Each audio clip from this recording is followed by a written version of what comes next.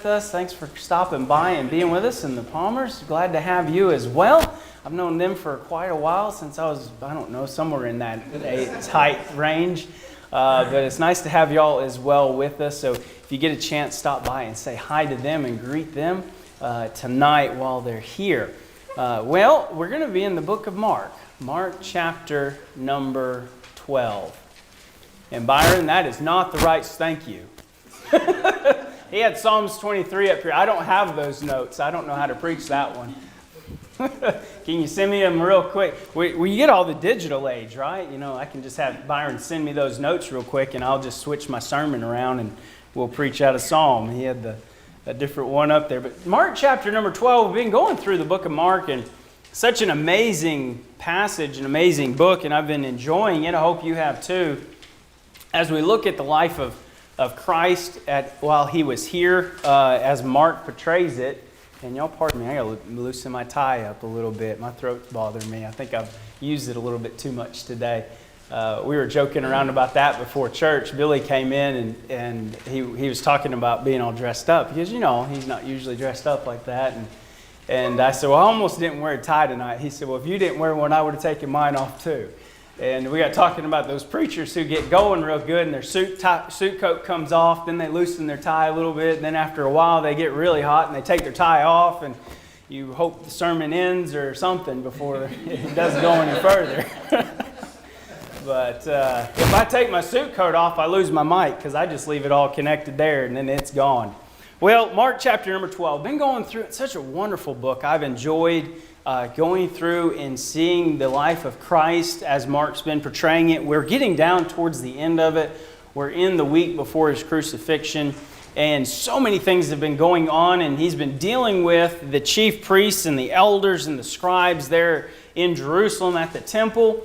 And he's had to deal with them from time to time, as we've seen through the book of Mark, but not in Jerusalem necessarily that Mark has given us information. Most of it's been outside. They'd send people over, some of the scribes from Jerusalem. They're back in chapter number 7, if I remember correctly, and sent some of them over there to try to trip Jesus up and to test him and prove him and to see who he really is. Of course, they didn't want to believe who he is, but they were testing him nevertheless just to find out, see if they could trip him up, find a way to make him fall, to be a problem so that they could accuse him and get rid of him because they didn't like him. He was disturbing their way of life, to say the least.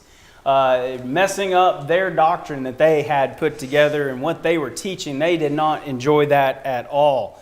In fact, I think it's interesting as we looked in chapter 11 where Jesus overturned those tables and drove out the money changers and all that. And we looked at that and how that must have upset them greatly, because most likely they were getting a cut out of all of that. And so it messed up their pockets, and they didn't like that too much. And so we got down through here and we looked at chapter 12 verses 1 down through verse 12 last week. And as we went through there, we saw the parable of the vineyard and the husbandmen, and the bad stewardship that was portrayed of these husbandmen, and how the chief priests and the elders, they realized that Jesus was talking about them and how they had been treating Israel and how they had been treating the things of God. And we closed that and looking at it that they wanted to kill him at that point. But they were afraid, in verse 12, they sought to lay hold on him, but feared the people, for they knew that he had spoken the parable against them, and they left him and went their way, because the people were there. Well, we can't go up against him right now. There's too many people that are on his side. We've got to sway the people our way before we can get rid of him, so the people won't revolt against us, because it wouldn't do them any good if they got Jesus right then and then the people were against them. It would have solved none of it, made it worse. So we get into verses 13 onward, and I know it's 13 through 27. There's actually two different things going on here, two different questions that we're going to try to look at tonight if we have the time to. If not, we'll stop somewhere and pick it up the next week. But as we get into it, we get into verse 13, and it says there, and they send unto him certain of the Pharisees and the Herodians to catch him in his words. So they didn't like what Jesus said, so now they're going to send a group over there to try to trip him up, to try to get him to say something that will cause for them to find fault in Jesus some way or another, whether it was political or whether it was spiritual. And it's interesting, as we see here in this first verse, we notice the groups that ask the question. Take notice of these groups that ask the question. They're not just random people that are asking Jesus a question. They're not just some men that the chief priest picked out and said, hey, I want you guys to go over there and ask Jesus this question and then come back and tell us what he said. They picked out the Pharisees. These were religious leaders. These were men who are supposed to know the Bible, the Old Testament. These were men who are supposed to understand it. Then they sent over the Herods. But it was interesting because these two groups don't get along or didn't get along back then. In fact, as we look at the two groups here, the Herods claimed that the Jewish nation at the time must be a servant to Rome because Herod was a vessel of Rome. But the Pharisees protested against the yoke of Rome being laid on God's people. So the Herods wanted the Jewish people to be servants to Rome, but the Pharisees said, no, we're not supposed to be. We're God's people. We're not supposed to be under any government other than God and our own. And so you have these two groups who are obviously complete opposites, but yet they band together and say, let's go for the common cause of getting rid of Jesus. In fact, if you remember back all the way in chapter 3 of the book of Mark, we were looking there, and this is towards the beginning of Jesus' ministry. And here he was on the Sabbath day, and he healed a man's hand. Remember that? The withered man's hand? He healed the withered man's hand, and right then and there in verse 6 it says, and the Pharisees went forth and straightway took counsel with the Herods against him, how they might destroy him. All the way from chapter 3 through the book of Mark, we're seeing this continual thought, this continual try to destroy Jesus. These two parties who didn't even like each other. They probably most likely fought each other every turn of the way. Every chance they had, an opportunity, they went against each other, but yet they're going together against Jesus. Wow. What a force that's being pushed up against Christ. Of course, it's man, and to God, that's nothing. Yeah, we talked about some of that this morning. But we see here this group that comes together. It's interesting, at the end of verse 13, it says, the purpose behind it was not to be educated, to grow, to develop. That wasn't the purpose behind it. We like to ask questions, as Brother Billy brought out earlier, and it's kind of interesting that he brought that story out, that we ask questions so we can gain knowledge and become better Christians and more knowledgeable in the Word of God, so we can grow and develop. That's the purpose behind most of us asking questions, or all of us, I hope, asking a question. Why is this? Why is that? And it is fun to try to trip up the preacher, so no questions tonight. Save them for next Sunday when Brother Lily's back. But we ask questions so we can learn and develop. These men did not do that. They didn't come to Jesus to ask a question so that they could learn and grow and develop. It says there at the end, they're asking him to catch him in his words. There's a trap being laid. When you look up that word catch, it means to hunt, to lay out a trap. You know what? I was looking this one up. It's only used right here in the New Testament. This Greek word is only used that one time right here, to catch him. Now, I don't know why that is. I thought it would be used in more places because I like looking up where that word's used in other places, and it wasn't anywhere else but right there. Their whole purpose, and what made it interesting to me, I just was thinking that it is a singular idea of catching Jesus. There was no other purpose of going to Jesus at this point but to catch him in his words and trap him. If we get him to say something the wrong way, we've got him. And we can destroy him. We can bring a case either before the Roman government or before the Jews, and we can have him. And so that was the whole purpose behind it. So as we go down through here, look at our next verses in verse 14. Number 2 in our notes, I put down this phrase, don't get caught in the flattering words. Don't get caught in the flattering words. In verse 14, we see where they come to him, and look at how they approach Jesus. Look at the words they use. They come to him and they say unto him, Master. we know that thou art true. Thou carest for no man, for thou regardest not the person of men, but teachest the ways of God in truth. And then they ask the question, is it lawful to give tribute to Caesar or not? So let's look at this approach that they come to Jesus with here in the first part of verse 14. In the first part, I put down letter A in our notes as they express praise. And I put this down, Jesus doesn't have an ego, but I put it down because when I think of men and how we are approached, that's what that approach is at. That's what that touches. Right there is our ego. Because they say unto him, Master, which brings to the point that they wanted to recognize him as a teacher. They wanted to bring him up and say, look, we recognize you as having some knowledge, some truth, some wisdom about you. You're a master. You're a teacher. You're a guide. And of course, if someone comes to us, look, master, teacher, guide. Oh, our ego gets built up a little bit, doesn't it? Every one of us, if someone comes to you like that, they're going to do that. It's going to boost your ego whether you want it to or not. Our human nature just eats that up. We love that. Nice little ego boost when someone comes to you, master. And then they go in, not only do that, but I put this down in letter B in our notes, is they show how he's a maverick. Now, I'm not talking about the old Western Maverick, okay? I'm not talking about that. As much fun as those shows were. When I talk about a maverick, meaning that he's a loner.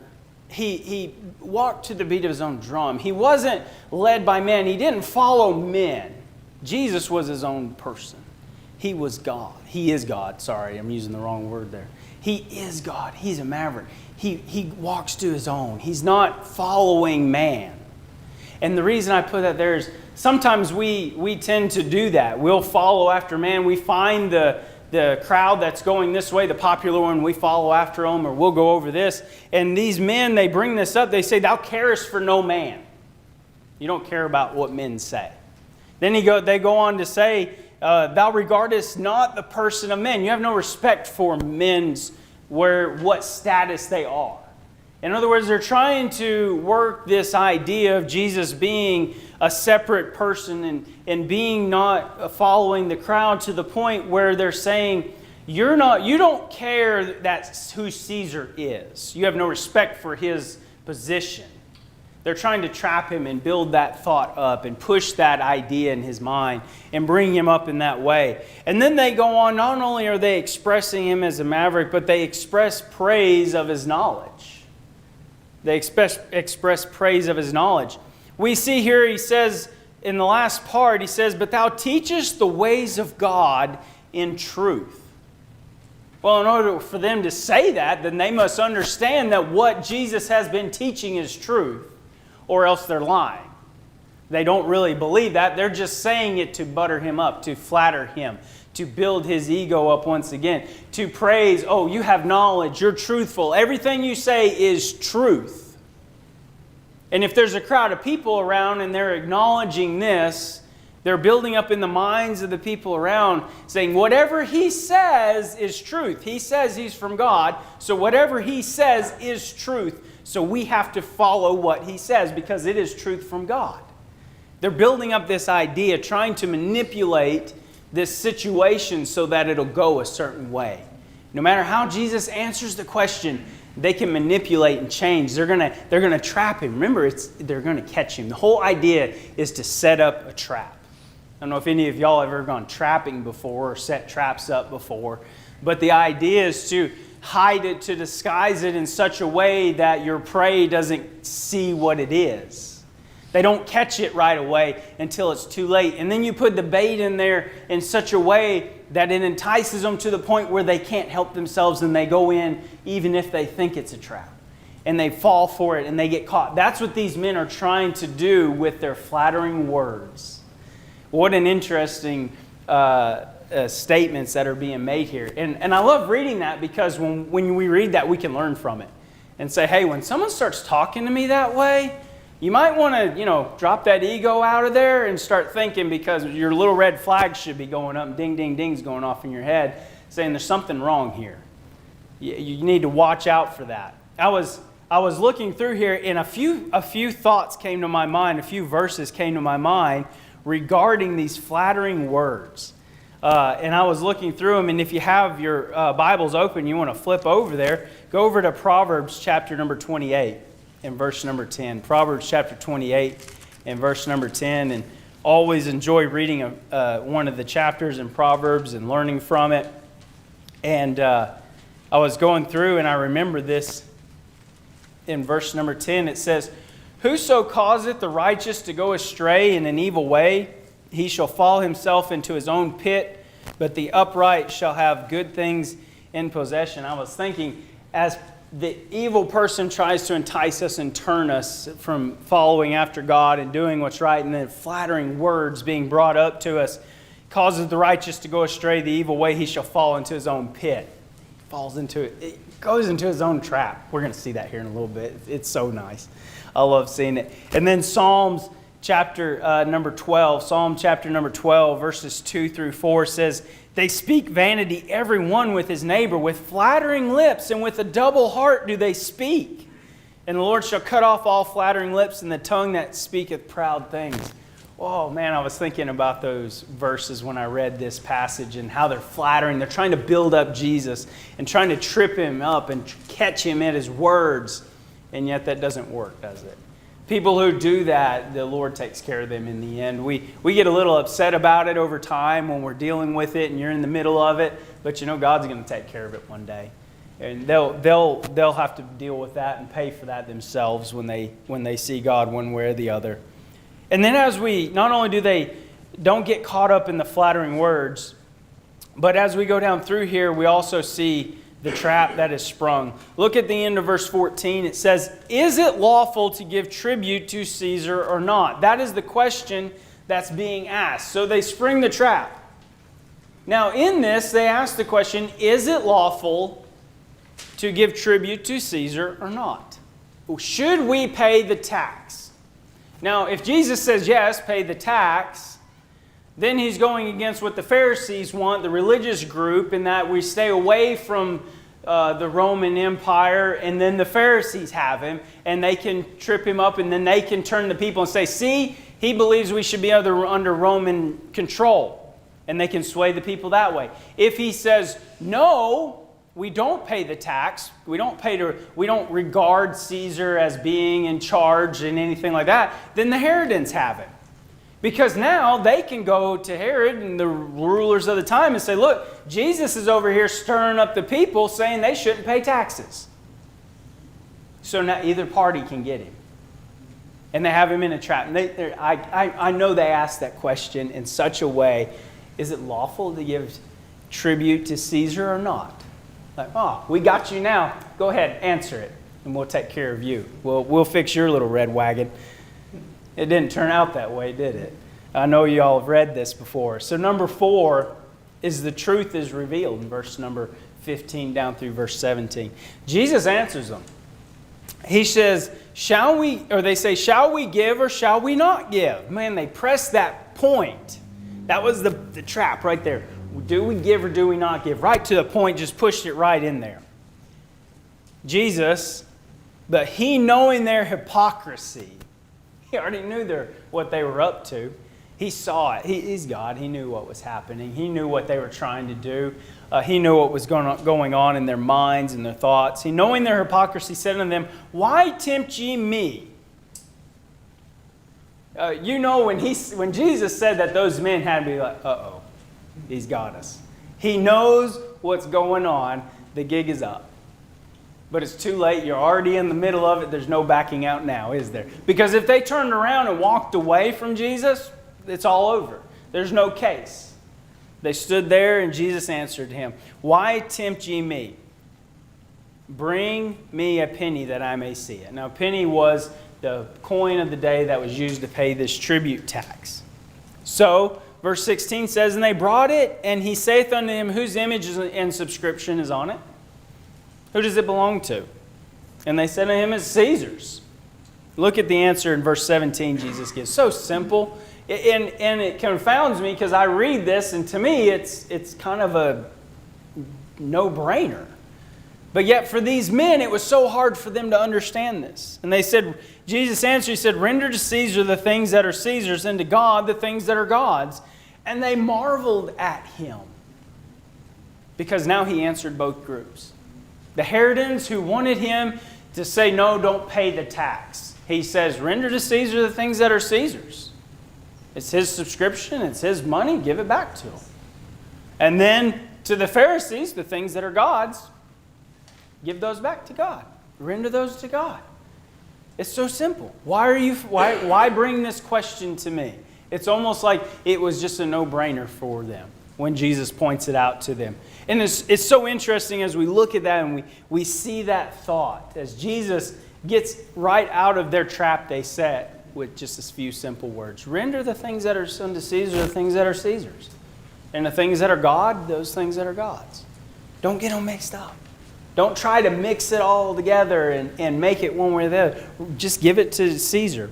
I was reading through this, and sometimes you get questions about taxes and all that. Should we pay? Should we not? And all that. We want to do everything as lawfully and as right as we can as Christians. And I thought of 1 Peter chapter number 2, and I put this in here for us just as a reminder, since it was part of this discussion, this question that was asked.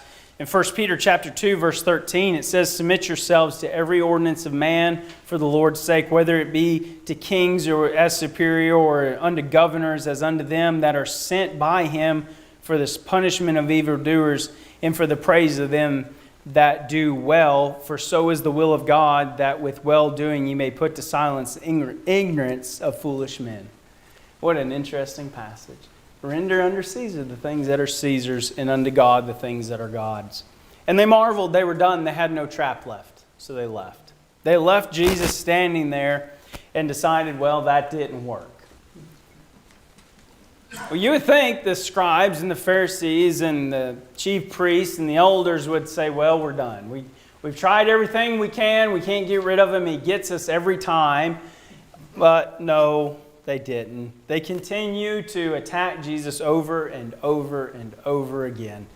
And we go into this next part, the question of resurrection is brought up here, and we have some time. I think we can go through this one just fine. We're not going to spend a lot of time in it. We're just going to kind of run through the high points of it, and I think we'll understand it. The main point that we're looking at is this questioning of Jesus as they try to trip him up. They try to cause problems with him. And so we get down into verse number 18. And once again, I bring the point up is who's asking the question? Who is asking the question? I think that's very important as we dive into it that we understand who they are that's bringing that up. And that's the Sanhedrin. And we have a little detail here that Mark shares with us. He says, which say there is no resurrection. So this Sadducees, not Sanhedrin, the Sadducees, I read that wrong. One word came into my head and the other one was written down. Y'all laugh because y'all do that too. Don't get on me about it. Polish your halos. So this Sadducees, which they didn't believe in the resurrection in the first place. So why ask a question about the resurrection if you don't even believe it? And I'm so glad Mark put that in there for us. Of course, we could study and learn about that as you develop and grow and learn more in the Word of God. But it's so nice when it has it right there and you don't have to dig around too much for it. Right, Brother Doug? We were talking about this morning, looking up stuff. And it's so nice when it's right there and it's easy to understand. And it says here, they didn't believe in the resurrection. And they asked him saying, and I put down in our notes, number 2, is see how ridiculous the question is. All right, we're going to look through this question, okay? And just hang with me because this is such a ridiculous question as you read through here. Master, Moses wrote unto us, if a man's brother die and leave his wife behind him and leave no children, that his brother should take his wife and raise up seed unto his brother. And that's back in the book of Deuteronomy chapter 25. You can go back there and look at that and read that law and study that out. But it goes on to say in verse 20, now there were 7 brethren. Boy, this is getting really deep. Kind of ridiculous, isn't it? So we started off with 2 brothers. Now there's a total of 7. All right, so we're getting into a really big family here. Now there were 7 brethren, and the first took a wife, and dying left no seed. They had no children, and the firstborn died. The second took her and died, neither left he any seed, and third likewise, and the 7 had her and left no seed, lest all the women died, last of all the woman died also. In the resurrection, therefore, when they shall rise, whose wife shall she be of them? For the 7 had her to wife. What a ridiculous question. 7 brothers. I read that and I thought of that movie, 7 Brides for 7 Brothers. I don't like that movie. That's such a girly movie. So much singing. Too many colors. I get bored and fall asleep on it. It's about as bad as The Sound of Music. Yeah, you know what? I'm just going to preach. Let me take my jacket off. I'm going to sit here for a while. I thought about that when I was reading that, 7 Brides for 7 Brothers. Well, this was 1 Bride for 7 Brothers. That wouldn't go over very good as a movie today. But as we go into this, we see such a ridiculous question. They don't even believe in the resurrection. And now they're bringing up the law of Moses. They're just mixing all this up, trying to make a point, trying to trip Jesus up, making up something completely ridiculous. And as he gets into this thing, and they go through, and this lady was married to these 7 men, no sons given, so no inheritance. And then they ask the question, so in the resurrection, whose wife is she going to be? That's an interesting one, and you scholars can debate all of that later after church at McDonald's or wherever you want to go eat. And so as we go down into it, we get into the answer that's given.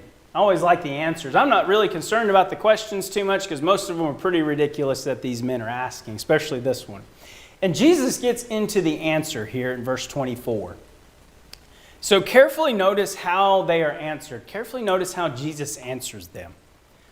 He says, do ye not therefore err because ye know not the Scriptures, neither the power of God? Letter A in my notes, I put down, they're cited for lack of knowledge. The first thing Jesus does is point out their lack of knowledge. You want to bring up a ridiculous question, well, I'm going to bring up how uneducated you are. How much knowledge you're missing here. What you're asking a question that makes absolutely no sense. And so he brings it up. He cites the lack of knowledge. Number one, he cites lack of knowledge in Scripture.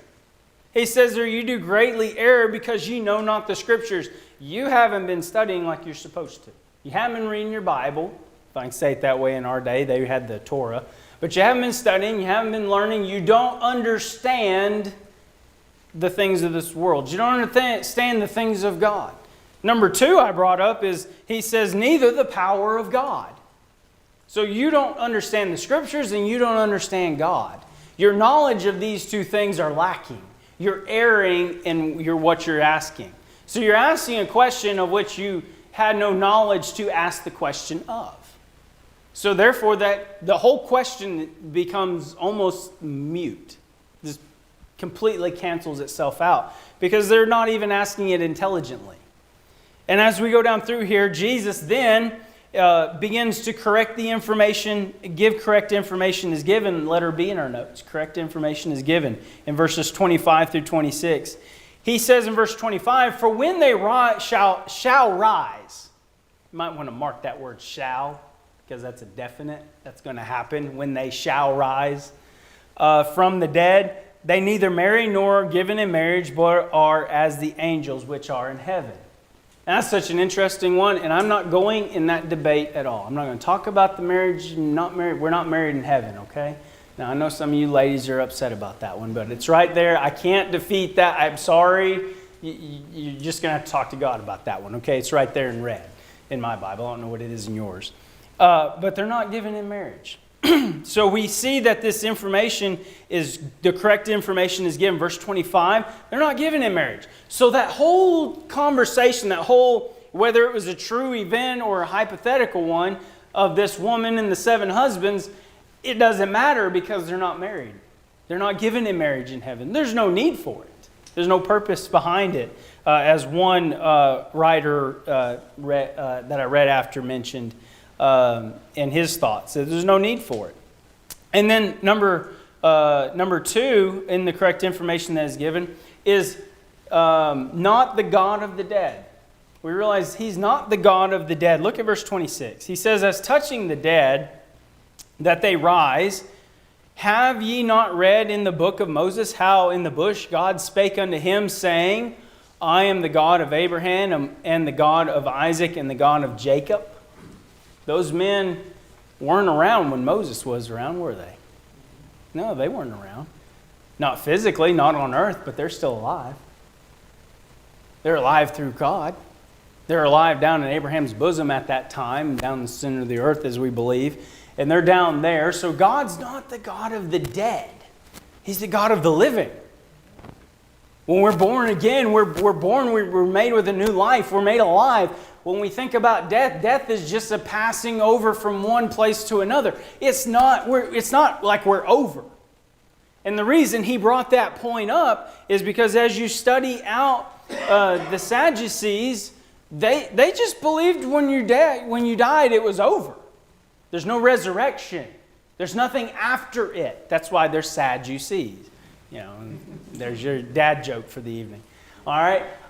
That's why there's nothing going on afterwards.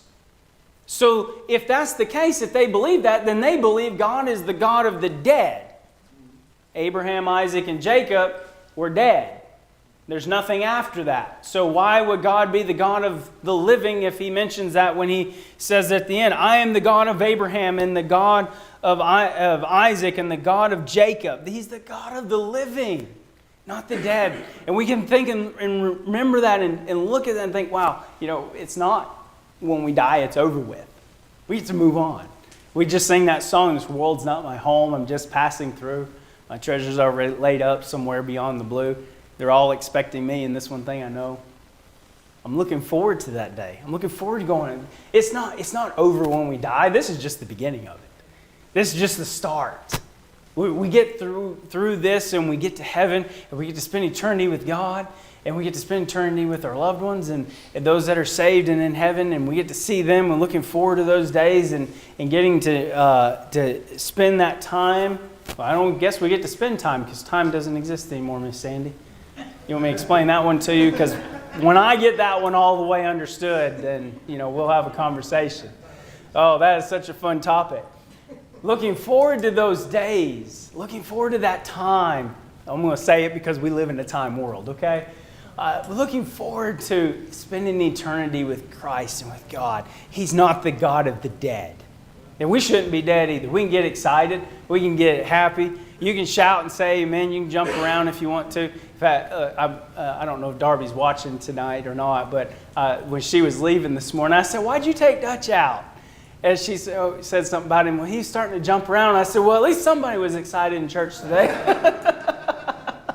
Let him get up and run around. He's not going to hurt my feelings. I might get a little excited into my preaching too. We have a living God, and we're looking forward to spending time with him and seeing him again. That's what he's bringing out. And the poor Sadducees, they had nothing to look forward to. And he brings out, he's the God of Abraham and Isaac and of Jacob. And in the closing statement about who God is, look at it in verse 27. And I just separated this one because it, to me, just drives it all home. He says there at the end, He is not the God of the dead, but the God of the living. Ye therefore do greatly err. You are so mistaken. You are so mixed up in your questioning. It is such a ridiculous question. You err so much that in a sense, Jesus answered them, but He didn't answer them. He corrected their information and said, look, you have bad information. You believe incorrectly. Therefore, that question is completely thrown out. I'm not even going to answer it. Because you're not even asking the question about truth. You're asking a question about something that would not even happen. He threw the whole thing out and drove it right home and just brought it right back around and said, He is not the God of the dead, but the God of the living. Ye therefore do greatly err. What a testimony for us. What an understanding that we can have as we see who God really is. He's the God of the living. We learn a little more information about the resurrection. We learn a little bit of information about heaven and what it's going to be like and not giving in marriage and so on and so forth. We learn just a little bit more every time we read something. And you read through this and you think, man, why did they even ask these questions? Why even bring this stuff up? But yet we can learn from it. There's no bad questions, because you can always learn something from what you ask. Some of them you're like, oh, that's kind of a ridiculous one like these guys are asking here, but we can learn from it, can't we? I saw a statement that was said, you can, just because you're bad at something doesn't mean you can't be used as an example of what not to do. Just because they asked a bad question doesn't mean they can't be used as an example and taught from it. What a wonderful passage. And I know there's 2 questions and a lot of information as we went through it tonight, but I wanted to go through those 2 and kind of lump them together and look at that trap that was set on Jesus there in those first few verses, and then this ridiculous question that was brought up that Jesus just walked right around it and said, we're not even going to talk about that because you do greatly err. I'm going to give you the correct information and tell you the truth about God and then leave you with that. What a wonderful statement that we can learn from the Word of God today. As Jesus deals with these men, they're not done trying to trap him. They're not giving up on him. They want him dead. They want him out. But yet Jesus still deals with them, still talks to them, and still tries to correct their errors and show them the truth. And what a help for us is we have to deal with people. Every day we deal with somebody. Every day we have to deal with sometimes we get asked ridiculous questions like that. Sometimes we get asked things and people try to trap us and entangle us and trip us up, but yet we can use the truth to show them the way. Tell them about Christ. Whenever I'm out on visitation, I'm talking with somebody and it happens, they'll try to ask some ridiculous question or something to get you off topic, and usually I just try to take that conversation and bring it right back around to Jesus Christ. We're not going to talk about that right now. Let's talk about Christ. Let's deal with salvation first, and then we can discuss that later on at another time. And people still do those same tactics today, and we can see that, learn from it, and grow from it in our own spiritual life. I hope that was a blessing to you tonight as we went through these passages here in the book of Mark, and we made it through both questions. And we went through all of that, and I don't know if I'm turning into Brother Yates. I know he goes through a lot. And Amanda says sometimes, she goes, I don't think I got everything, because sometimes they get buzzing through there. And I remember when I took it, I had trouble some nights keeping up because I can't write that fast. Y'all see me on Wednesday night trying to do prayer requests, and I'm like, y'all slow down a little bit. I don't know how to spell that. Give me a minute. I got to Google that. But what a wonderful, wonderful passage as we learn tonight and go through this. And I hope it was a blessing to you and encouragement to you. Well, let's close in a word of prayer, and then we'll be dismissed. So let's all stand, and we'll close in a word of prayer. Dear Lord, thank you for tonight. Thank you for the opportunity once again to be back in your house. Thank you for your word. And as we go through it, we learn more and more about you each and every time. We learn about your attributes. We'll learn tonight that you are the God of the living.